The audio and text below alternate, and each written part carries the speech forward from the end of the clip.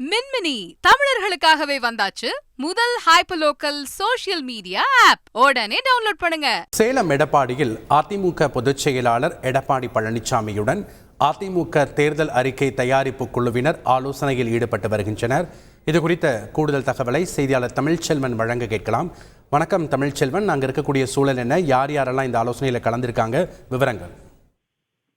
நாடாளுமன்ற தேர்தல் நெருங்கி வரும் நிலையில் அதிமுக தேர்தல் அறிக்கைக்கு தயாரிக்கும் குழுவினர் வந்து தமிழகம் முழுவதும் ஒவ்வொரு மாவட்டங்களாக சென்று கட்சி நிர்வாகிகள் மற்றும் பொதுமக்களை சந்தித்து தேர்தல் அறிக்கை தயாரிக்கும் பணியை மும்முரமாக மேற்கொண்டு வருகின்றனர்.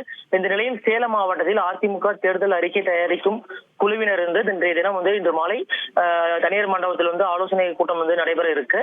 இதனிடையே சேலம் நெடுஞ்சாலை நகர் இல்லத்தில் உள்ள அதிமுக பொதுச் செயலாளர் எடப்பாடி பழனிசாமியை சந்தித்து தேர்தல் அறிக்கை தயாரிப்பு குழுவினர் முக்கிய ஆலோசனை மேற்கொண்டு வருகின்றனர். குறிப்பாக இந்த கூட்டத்தில் தேர்தல் அறிக்கை மட்டுமில்லாமல் தேர்தல் கூட்டணி குறித்தும் முன்னாள் அமைச்சர்களுடன் அதிமுக பொதுச் செயலாளர் எடப்பாடி பழனிசாமி ஆலோசனை மேற்கொண்டு வருவதாக கூறப்படுகிறது. குறிப்பாக இன்று காலை முன்னாள் அமைச்சர் KP முனுசாமி உறுதியாக மெகா கூட்டணி அமைக்கப்படும் என்று தெரிவித்திருந்த நிலையில் அதிமுக முன்னாள் அமைச்சர்களுடன் அதிமுக பொதுச் செயலாளர் எடப்பாடி பழனிசாமி சந்தித்து ஆலோசனை மேற்கொண்டு வருவது ஒரு முக்கியமான கட்டமாக பார்க்கப்படுகிறது.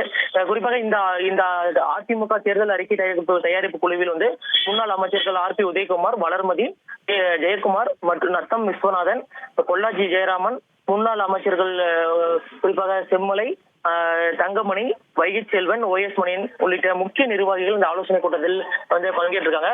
குறிப்பாக 1 மணி நேரத்திற்கு மேலாக தற்போது இந்த ஆலோசனை கூட்டமாக நடைபெற்று வருகிறது. இந்த ஆலோசனை கூட்டம் முடிந்த பிறகு அதிமுக தேர்தல் அறிக்கை தயாரிக்கும் குழுவினர் தனியார் மண்டபத்தில் கட்சி நிர்வாகிகள் மற்றும் பொதுமக்களை சந்தித்து ஆலோசனை மேற்கொள்ள இருக்காங்க. நன்றி தமிழ்ச்செல்வன், உங்களுடைய தகவல்களுக்கு.